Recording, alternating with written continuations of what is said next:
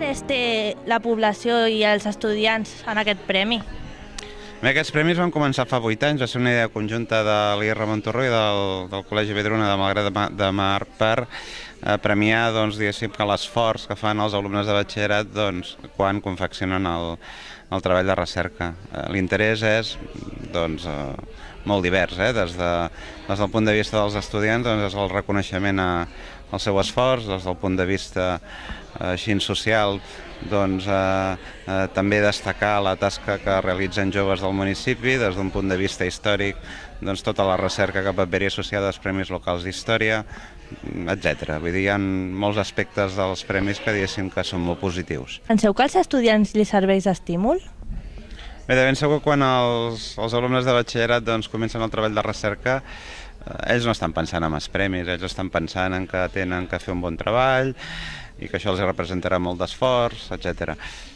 Però bé, amb el temps, aquells estudiants que s'engresquen, que tenen més habilitats en la confecció dels treballs de recerca, acaba sent un repte personal important i el que acaba passant segur és que el resultat de tota la seva feina que és molt bo, no? I per tant, quan han acabat, que hi hagi un reconeixement per part d'institucions locals o bé inclús per part de les universitats, quan presentem treballs de recerca, premis universitaris.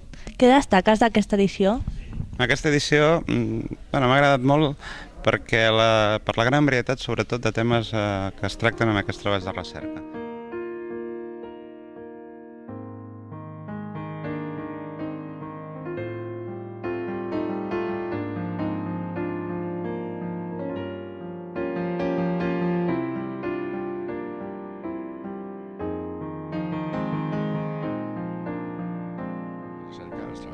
Sí.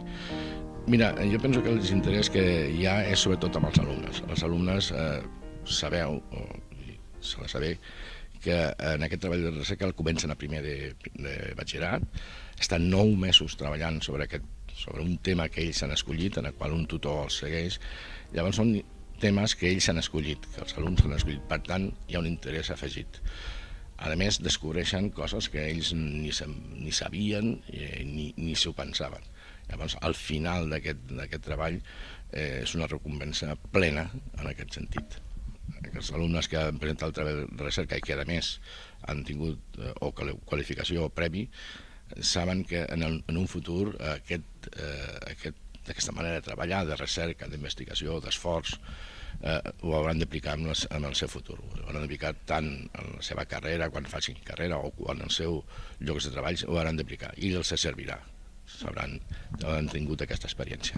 Què destaques d'aquesta edició? Bé, jo d'aquesta edició destacaria que cada vegada més ens situem en les noves tecnologies. Jo penso que aquest cop s'han utilitzat en alguns treballs de recerca que jo conec noves tecnologies que cada vegada això avança més i dona més possibilitats. Llavors hi ha treballs de recerques d'excel·lent en aquest sentit. Vale, moltes gràcies. A vosaltres.